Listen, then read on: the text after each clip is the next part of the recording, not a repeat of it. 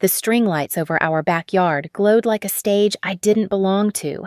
People were cheering, lifting glasses, cameras, flashing, all for my sister. Not one person seemed to notice I was turning 18 that night. I stood behind a row of champagne flutes, the heat from the lanterns sticking to my skin, watching the MC tap his mic and shout, "Let's celebrate Evelyn." 18 again. Something in me stopped. Even the music felt wrong. I set my glass down slowly, quietly, and in that moment I realized this party would become the last memory my family ever had of me, though they didn't know it yet. I grew up in a house where light always seemed to fall in the same direction toward my sister. Even as kids, Evelyn never had to ask for attention. It arrived for her the way summer heat settles over Austin, heavy and automatic. I learned early how to move around it, how to make myself small so the beams wouldn't burn. I must have been 8 the first time I realized what my role was. Evelyn had a cheer competition, and Mom spent the entire morning curling her hair, spraying glitter on her cheeks, pinning a bow so big it brushed her shoulders. I stood in the doorway holding my own brush, waiting for someone to notice me. They didn't. Dad only glanced over long enough to say, "Sweetie, be helpful," and grab her water bottle. So I did, and that became the pattern, me helping her shining. By middle school, it was routine. Evelyn talked, I listened. She won, I clapped. She needed something, I carried it. At family dinners, relatives would pull her into conversations about her future, her beauty, her potential. When they turned to me, their questions were gentler, thinner, polite in a way that made the air feel tight. "How's school?" Still drawing. Then their attention drifted back to her, like I'd only filled a pause. But the moment that never let me go happened when I was 15. I'd spent weeks making a scrapbook for her birthday sketches, little watercolor corners, a layout I'd worked on every night under my desk lamp. I remember wrapping it in brown paper, tying it with twine, feeling proud in a quiet way. She opened it in front of our parents, flipped 2 pages, stopped. "It's cute," she said, smiling at her reflection in the tablet Mom had just handed her. "But I mean, Mom bought me something real this year." She set the scrapbook aside.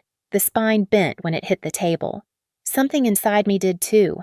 Later that night, sitting on my bedroom floor, I tore out one of the pages, a sketch of a room I imagined I'd design one day. Tall windows, soft light, a chair facing the sunrise. I held that page for a long time, wondering if anything I made would ever matter to them. The rest of the scrapbook went into the back of my closet. The single page went into my sketchbook. It's still there. As I got older, the imbalance sharpened instead of fading. Evelyn got a car at 16. I got the privilege of helping her pick paint for it. She had friends over. I brought snacks. When relatives came to visit, they asked about her grades, her prom dress, her college plans. Mine were polite afterthoughts. Mom used to say I was independent, the kind of daughter who didn't need much. It sounded like praise until I realized it was permission to overlook me to save their energy for the child who demanded more. Dad once told me, "You're steady, Autumn. Evelyn's fragile. She needs us more." But fragility never seemed to stop her from stepping on everything in her way. By 17, I'd learned to read the house like a map. The noisy rooms belonged to them. The quiet ones were mine. I stopped asking for things, rides, help, attention. Silence became easier, predictable, safe. And yet, somewhere under all that quiet, a tiny part of me still waited for a moment when someone might look at me the way they looked at her, for a chance to be seen without having to earn it. I only realized how foolish that hope was the night of my 18th birthday, when a single sentence confirmed what I'd always known. In this family, visibility was a privilege, not a birthright. I knew the heat that night wasn't just the summer air. It clung to me the moment I stepped into the backyard, a reminder that my place in this family was always a few steps behind everyone else. The string lights draped over the patio flickered against the pool, throwing gold across faces that weren't looking at me. I stood near the edge of the crowd, hands still sticky from arranging the last set of candles on the tables. Mom had handed me a lighter earlier and said, "Make sure everything looks perfect before guests arrive." She didn't say happy birthday. When the MC tapped the microphone, the vibrations ran through the glass in my hand. People turned. Conversations paused. A small hush lifted the heat from the air.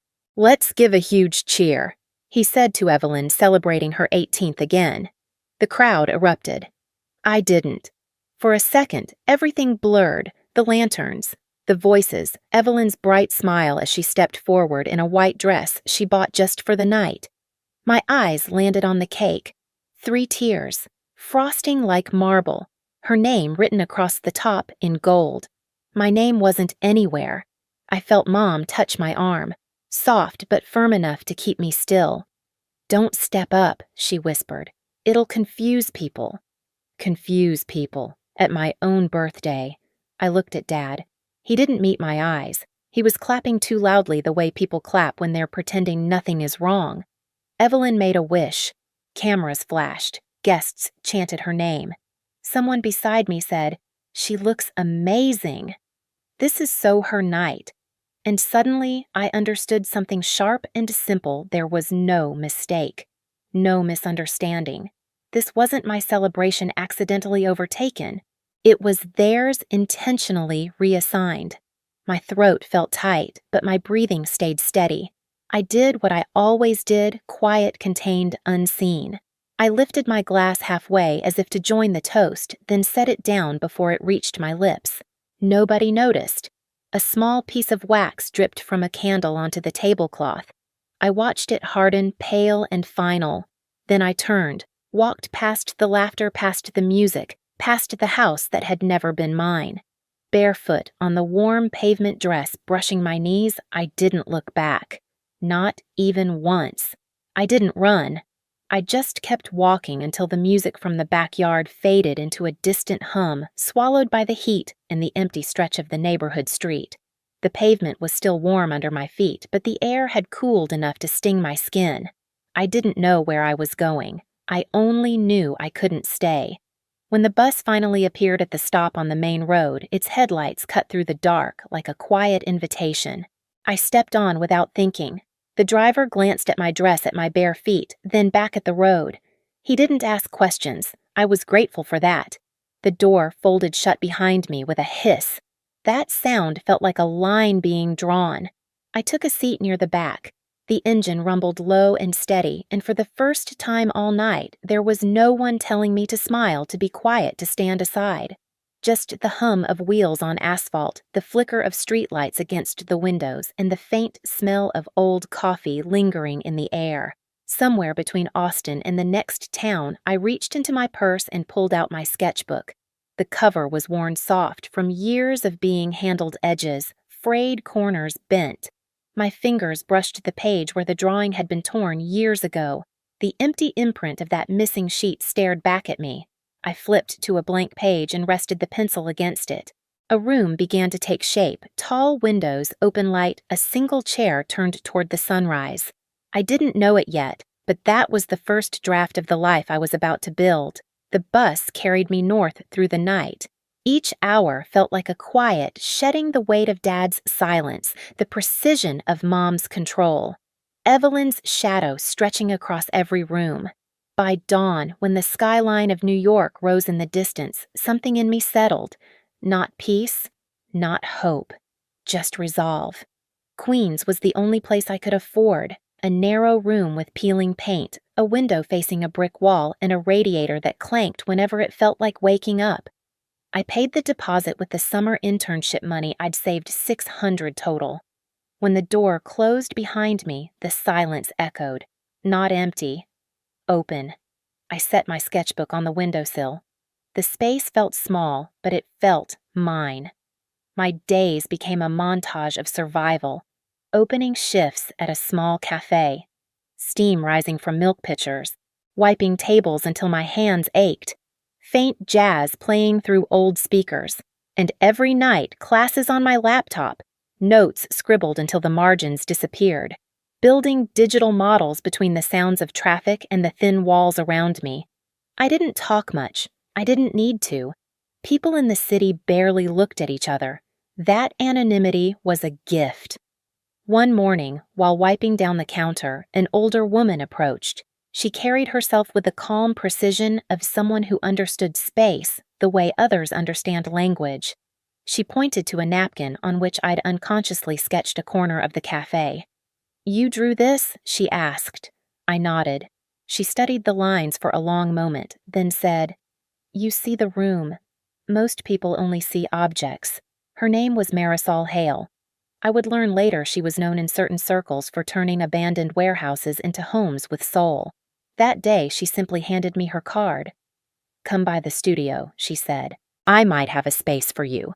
It wasn't a promise. It was an opening. At her studio, a converted warehouse with brick walls and afternoon light pouring through skylights, Marisol looked through my sketches, each one spread across a long oak table. Her finger paused on the page with the imagined room, the one I'd drawn on the bus. "You build from absence," she murmured. I didn't ask what that meant. I understood.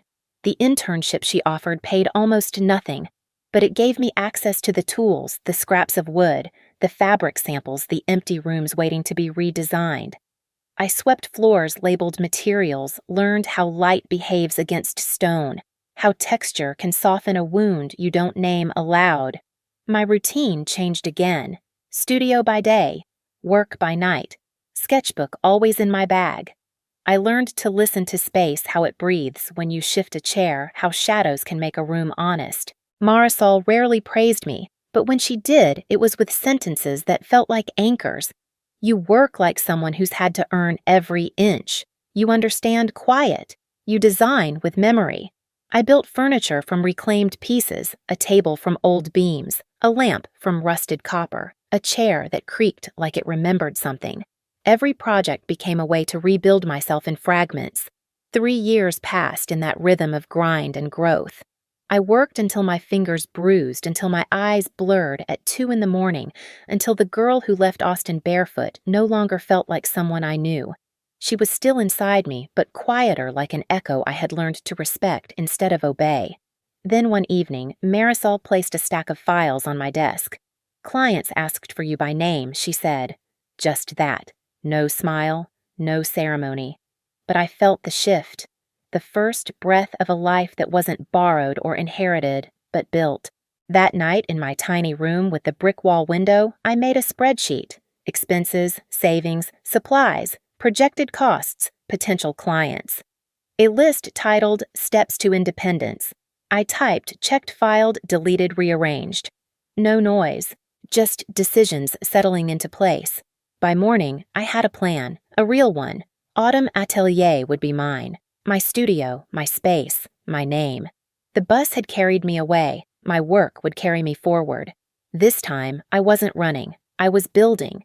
This time, I wouldn't fix what they had broken. The morning my TED Talk went live, I didn't think anything would change. It had been a quiet event in a small auditorium filled with people who listened carefully and left without applause that echoed. I told a story without names, a girl whose 18th birthday had been taken from her, who walked out mid-party and chose silence as a boundary. 2 days later, my inbox cracked open. Messages, requests, articles, clips shared with captions like, "This is what healing looks like." The video passed 1 million views before I even processed the first wave. I didn't respond. I kept moving: studio mornings, sketch revisions, client calls, Luca handing me coffee that was always too sweet. Routine kept the noise at a distance. Then the interviews started. Magazines wanted to talk about the girl rebuilding herself. Design blogs asked about my process. Podcasts asked about resilience. I kept my answers short. I let silence frame the rest. The first tremor came from Texas. A text from my mother: "We saw the video. Evelyn is upset. Maybe you should check on her." No acknowledgement of the talk. No recognition of the work. Just the same gravitational pull toward Evelyn. I didn't answer. Later, my father wrote, "Congratulations on your success. But please understand, your sister feels targeted." Targeted by a story with no names. The familiarity stung more than the message itself. I set the phone aside and kept measuring a slab of reclaimed oak for a shelving project. The tape clicked cleanly against the edge. Nothing in my hands trembled. The next morning, Luca came running in with his tablet. "You need to see this." A gossip site had posted an interview with Evelyn. Her face filled the screen, composed, practiced. Headline: "Sister of viral designer says people don't know the real story." I didn't open it at first. The glow from the tablet reflected off the metal drafting ruler on my desk. When I finally read it, the words were predictable. She exaggerates for attention. We always treated her well. She left because she couldn't handle comparisons. I hope she's okay, but the internet doesn't know the truth. I didn't feel anger, just confirmation. Some people collapse without being the center. By evening, the wildfire had started screenshots, stitched reactions people pulling years of Evelyn's old posts that contradicted everything she'd said. Comment sections turned heavy and fast. Still, I stayed silent. Silence has weight. It tilts truth toward the surface. That night, I filed the paperwork to expand Autumn Atelier into a full studio, signed the final Manhattan lease, updated registrations, transferred funds, closed loops that had been open for years. Each signature felt like a quiet door shutting behind me. No slamming, just closure. A week later, the TED Talk hit 5 million views. A boutique hotel wanted me to design their lobby. A brand wanted a collaboration. Clients wrote that my work made their spaces feel like breathing again. Meanwhile, Evelyn's account's spiraled comments disabled sponsorships, paused, her perfect content drowned under critiques from strangers who recognized patterns they'd lived themselves. Marisol stopped by one afternoon watching me adjust a lighting mock-up. "You don't have to explain anything she said. They're doing that work for you." I nodded, though something deep inside my chest tightened, an old ache separating from its root. That night, as I lined books on the studio shelves, my phone buzzed. An email, sender Evelyn. I hovered for a moment, then opened it. One sentence. I didn't know it would hurt this much to be unseen. The words sat on the screen like something fragile and unfinished. Not an apology, not responsibility. Just the first honest thing she'd said in years.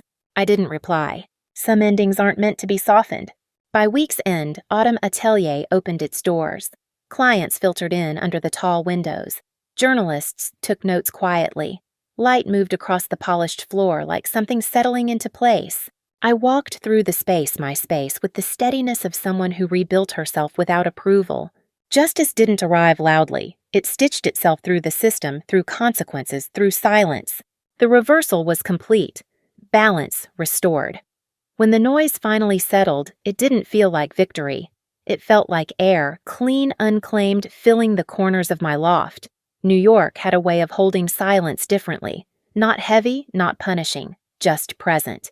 Most nights I stayed late at the studio, letting the dim pendant lights fall across unfinished models and stacks of reclaimed wood. The city outside pulsed in soft intervals, distant sirens, a gust of wind sweeping past the window, the low rumble of trains moving underground. All of it blending into a rhythm that didn't ask anything of me. I found myself gravitating toward the olive tree in the center of the loft. Its leaves brushed the skylight, now catching the last of the evening glow. 3 years ago, I could barely keep a plant alive in a dark room in Queens. Now, this one grew taller than my reach. Sometimes I'd sit on the floor with my back against the cool brick wall sketchbook open on my lap. The pencil moved softly lines, light corners of imagined rooms. No deadlines, no expectations, just space becoming shape. I thought about Austin less and less, not out of bitterness, but out of distance. The house that once felt like the entire world now existed like an outline, recognizable, but empty. Evelyn's email replayed in my mind once, then faded like background static. Unanswered. Not ignored, simply unnecessary. There were no more phone calls from my parents after that. No questions, no justifications. Their silence used to feel like erasure. Now it felt like room to breathe. One evening, I finished setting up the final piece for my exhibition. A cube of glass glowing softly from within. Inside only a chair and an unadorned stretch of white wall. Not meant to impress. Meant to feel like the first clean moment after a storm. I turned off the gallery lights until only that cube remained. Gold spilling across the concrete floor in a quiet pool. Walking back into my loft later, I noticed how the city lights flickered across the window, merging with the reflection of my living space.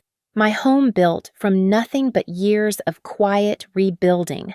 I exhaled slowly, the air cool against my lips. For the first time in my life, I didn't wonder who might be watching. I was enough company on my own. Some people rebuild their lives by shouting their pain into the world. I rebuilt mine by turning the lights on in a room no one ever thought I'd own. Silence didn't break me. It shaped the walls, the floor, the doorway I finally walked through without fear. And standing here now, looking at the city breathing below my windows, I understand something simple. You don't have to go back to the place that erased you to prove you exist. You can build forward.